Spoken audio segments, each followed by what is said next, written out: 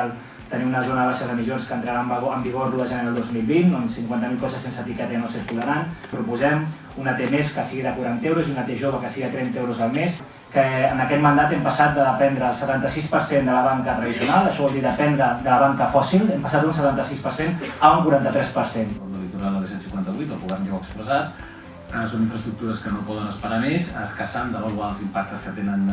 Pel que fa al peatge de continuació estem absolutament d'acord. Estem d'acord amb la fiscalitat ambiental, això ja ho diu la llei de canvi climàtic. Planta del fòrum, sí, es pot tancar, hem d'analitzar-ho, es pot tancar. Hem de treballar amb el port per tal d'intentar contaminar menys, és a dir, no té cap sentit que els vaixells hagin de tenir el motor encès durant tot el temps que estan al port. En què hem d'apostar? Segur, el reciclatge, el compostatge i la reutilització. I com ho hem de fer? Amb lleis, incentius i polítiques per a la indústria. Un aspecte fonamental que sabeu que portem també des del primer dia és la taxa de toxicitat, no de congestió, sinó de toxicitat a l'entrada de Barcelona, no només pel vehicle, també pels creuers, també pels vaixells, és a dir, qualsevol motor de combustió que estigui cremant combustibles fòssils. Igual que aeroport, són infraestructures imprescindibles, però és evident que s'han de descarbonitzar i que s'ha de treballar des d'una lògica completament diferent.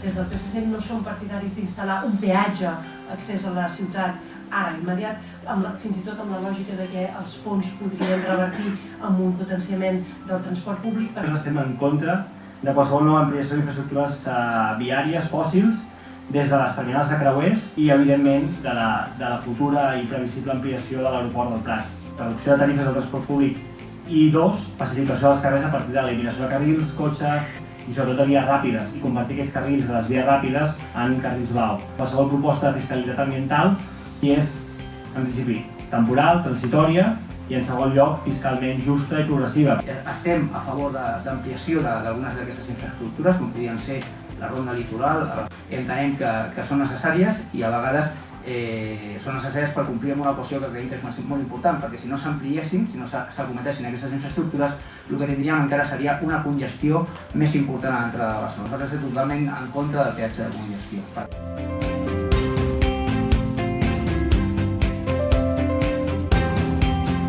Barcelona en Comú fa l'aposta per la zona de baixes emissions, però, segons està previst, fins l'any 2024 no tindrà els nivells de restricció que ens permetran complir amb els nivells legals de qualitat de l'aire.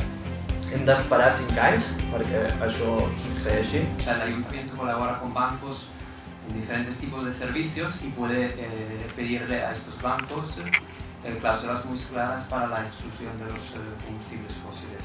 Com es vincularà aquesta implantació de les renovables amb la necessària i urgent reducció de consums?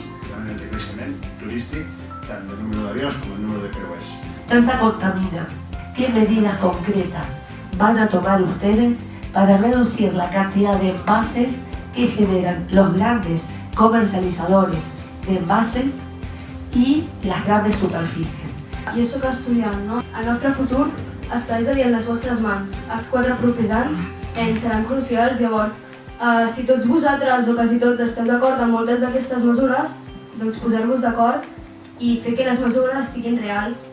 He sentit que l'Òscar deia una cosa del creixement verd, com pretenem créixer de forma, jo suposo que et referies de forma il·limitada en un món que té recursos limitats. No és viable continuar com ho estem fent. A 6 mesos de posar en marxa l'implantació de zones de baixes emissions hi ha una avaluació i una revisió i és en aquell moment que haurem de tornar a valorar. La gent que la seva feina depèn precisament del turisme, dels creuers que arriben, probablement no creguin que aquesta és la millor opció.